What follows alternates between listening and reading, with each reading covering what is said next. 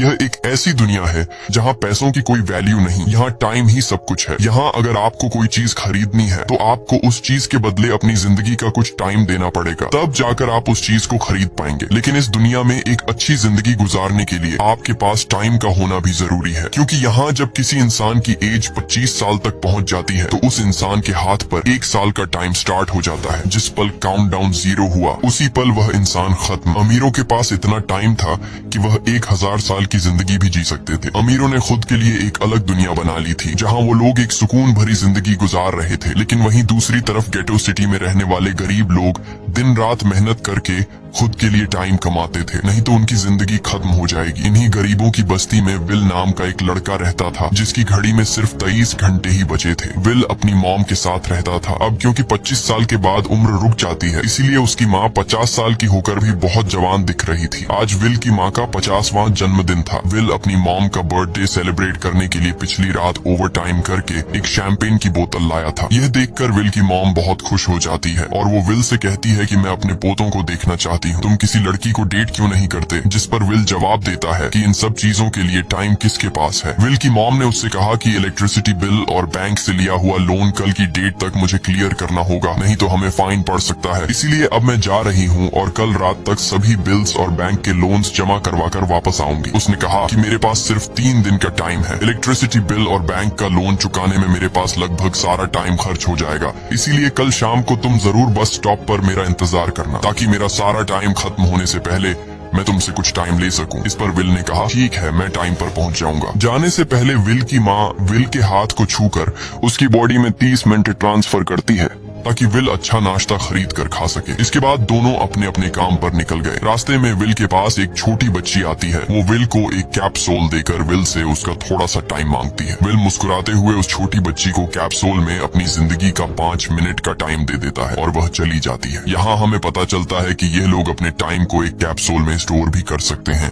जिससे यह लोग कभी भी यूज और ट्रांसफर कर सकते हैं। इसके बाद विल काम के लिए फैक्ट्री पहुंच जाता है। काम शुरू करने से पहले वह कॉफी लेने जाता है, लेकिन वहाँ वह देखता है कि हर एक चीज का दाम डबल हो गया है। जहाँ पहले कॉफी 2 मिनट की मिलती थी, अब उसका प्राइस डबल होकर 4 मिनट हो चुका है। यहाँ पर कभी भी किसी चीज का भी दाम बढ़ा दिया जाता है बिना किसी अनाउंसमेंट के। ये बात विल को बहुत बुरी लगती है। मजबूरी में विल ने भी कॉफी के लिए अपनी जिंदगी के 4 मिनट पे किए और काम पर लग गया। दिन भर के काम के बाद रात के वक्त विल अपने दोस्त के साथ एक बार में जाता है। विल का दोस्त 1 नंबर का शराबी था। वह हर वक्त शराब के नशे में टली रहता। विल का दोस्त विल को इशारे में बताता है कि वह आदमी सबको फ्री में दारू पिला रहा है और उसके पास बहुत ज्यादा टाइम है। ये सुनकर विल ने जब उस आदमी की तरफ देखा तो उसे चारों तरफ से लड़कियों ने घेरा हुआ था। विल की जब उस आदमी की घड़ी पर नजर गई तो उस आदमी के पास 116 साल का टाइम था। ये देखकर विल समझ जाता है कि यह आदमी ग्रीनिच सिटी से है, क्योंकि गेटो सिटी में लोगों के पास ज्यादा से ज्यादा 2 दिन का टाइम होता है। विल उस आदमी के पास आया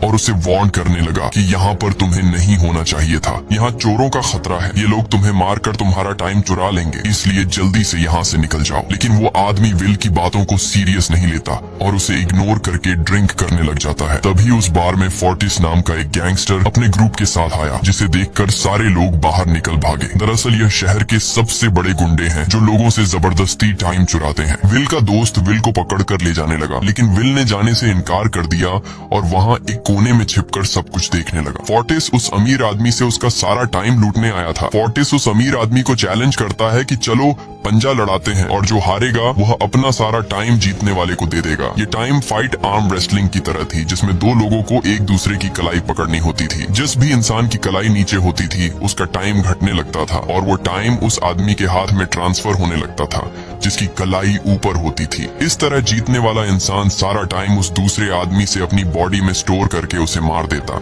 फोर्टिस उस आदमी से कहता है, क्या तुम इसके लिए तैयार हो? इस पर उस अमीर आदमी ने कहा कि मैंने बहुत ज्यादा ड्रिंक की हुई है, इसलिए मुझे कुछ टाइम चाहिए, उसके बाद मैं तुम्हारे चैलेंज के लिए तैयार हूँ। फोर्टिस कहता है कि ठीक है, ये तुम्हारी आखिरी ख्वाहिश है, जाओ, मैं तुम्हें तैयार होने के लिए कुछ मिनट देता हूँ। फोर्टिस उसके साथ अपना एक आदमी भी भेज देता है ताकि यह भाग न सके। वो अमीर आदमी बाथरूम में आकर बहुत ज्यादा उल्टियां करने लग जाता है क्योंकि उसे काफी चढ़ गई थी। इसलिए अगर वो इस हालत में फोर्टिस से पंजा लड़ता तो इस अमीर आदमी का हारना कंफर्म था। तभी विल वहाँ पर आ जाता है। वो फोर्टिस के आदमी को मारकर उस अमीर आदमी को अपने साथ उस जगह से बाहर निकाल लेता है और उसे फोर्टिस से बचाकर एक सेफ जगह पे ले आया। विल ने उस अमीर आदमी से कहा कि मैंने तुमसे कहा भी कि तुम्हारी जान को खतरा है, तुम जानबूझकर अपना टाइम क्यों बर्बाद कर रहे हो। वो आदमी विल को अपना नाम हेनरी बताता है और वो विल से पूछता है कि तुम्हारी उम्र कितनी है। विल ने बताया 28 साल। हेनरी ने कहा मेरी उम्र 105 साल है और अब मैं जिंदगी से थक चुका हूँ। मैंने अपनी लाइफ में हर एक चीज का मजा लिया है और अब मुझे इस जिंदगी की जरूरत नहीं है, मैं जीना नहीं चाहता। ये सुनकर विल ने हैरानी से पूछा आखिर तुम कहना क्या चाहते हो। इस पर हेनरी ने कहा लगता है तुम अब तक हकीकत से अनजान हो। क्या तुमने कभी सोचा है कि इस दुनिया में अलग अलग टाइम जोन्स क्यों बनाए गए हैं?